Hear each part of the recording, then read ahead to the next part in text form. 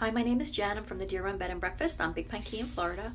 Welcome to day number 16, Vegan Month of Food 2017. You can follow us on our blog, happyvegans.blogspot.com, our YouTube channel, and our Facebook page. Today, our prompt, and I'm not kidding you, is survival food for the zombie apocalypse. So I have some things to say about that. In the beginning, many of us had no interest in food, whether we had provisions or not. We called it the Irma diet, and some of us are still on it. I literally survived for many days on crackers and water. And I will always make sure my disaster survival kit has crackers. I was totally content just to have that a couple times a day, a few crackers, not hungry at all.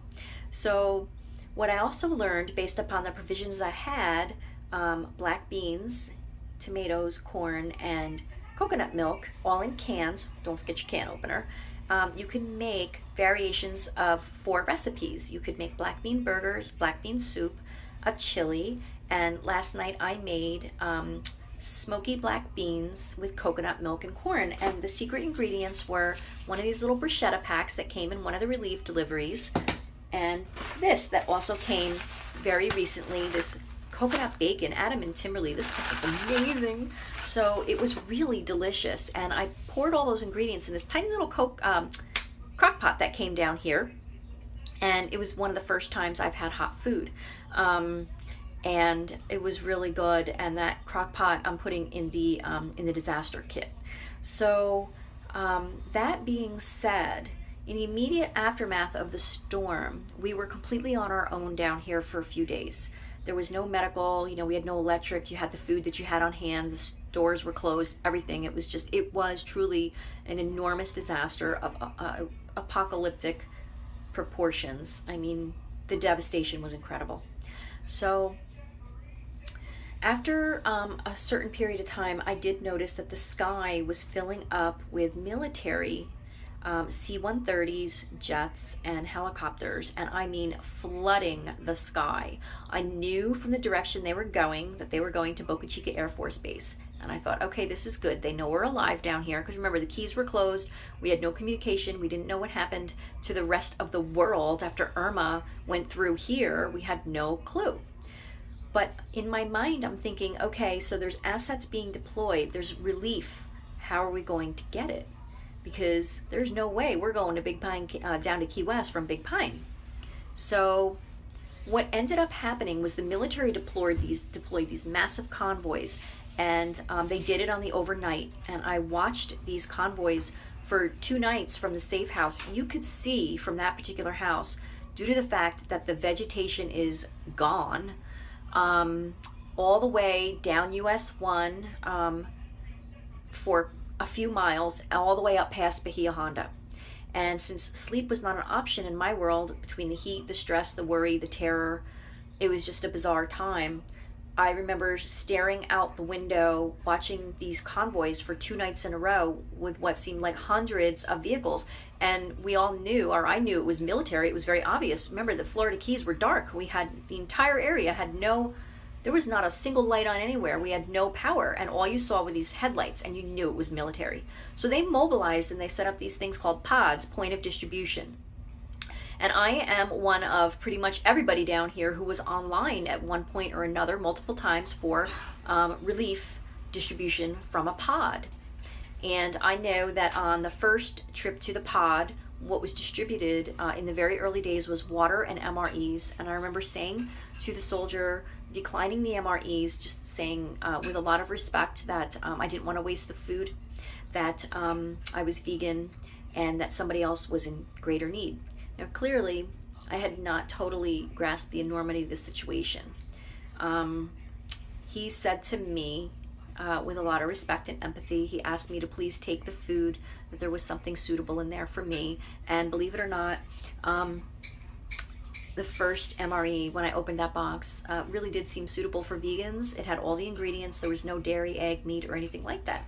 So I was really surprised, and it made me look into vegan MREs for a disaster survival kit. And I discovered something called civilian, I think they're called HDRs, humanitarian disaster relief or daily rations, something like that. And basically, I think it's something that was devised by a company or our government to do as relief drops for humanitarian missions in other countries, because so many other countries don't eat meat. So they're much more vegan friendly. So I'm going to be looking into these, and I actually am going to be stockpiling some of them for our future disaster kits.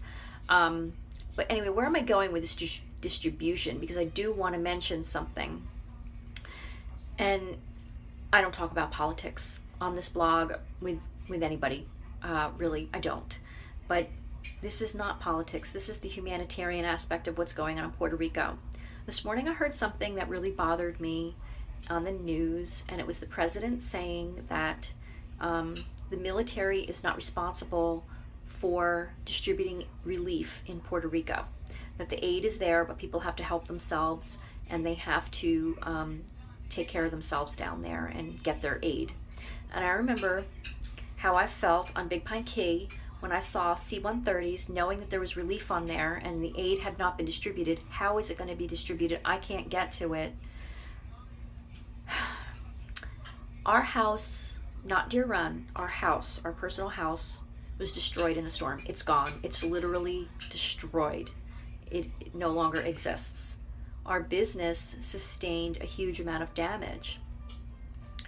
And I know that there are people in Puerto Rico in these situations where they have no homes, they have no fuel, they don't have water, they have nothing. And I don't understand how it's possible, just here in the Florida Keys, that so many wonderful people came to aid us, including the military was mobilized. They did this mission, and they set up the pods, and it was swift, it was organized, it was done with respect, and it helped an enormous amount of people down here. And I was one of those people. I don't understand how we get this and other people don't. So it is my hope that in the immediate future, the aid which was due to these people long ago will be distributed, and the humanity will be found in leadership. I just can't believe it. It bothers me. It bothers a lot of us. We are here in the Florida Keys recovering from a catastrophic, apocalyptic disaster. And we are just a week or so out past Puerto Rico, and we have clean water, we have food, we have fuel, we have medical care, our law enforcement is back, we have stores you can go to and get choices if you want to. It's amazing. And meanwhile, in Puerto Rico, they're drinking from contaminated pipes right now. Superfund sites is what I saw, something along those lines. It's upsetting, and I'm hoping this will change. So I am just going to close this out saying that I know this was a lighthearted prompt, but in my world it's not.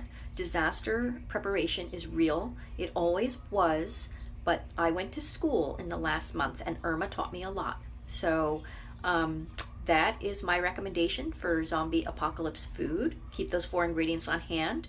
And anytime you choose to have powdered versions of anything, why maybe freeze-dried might not be the best thing is you always have to have potable water. And if you don't have that, you're kind of stuck. So there you go. I will see you next time with something else.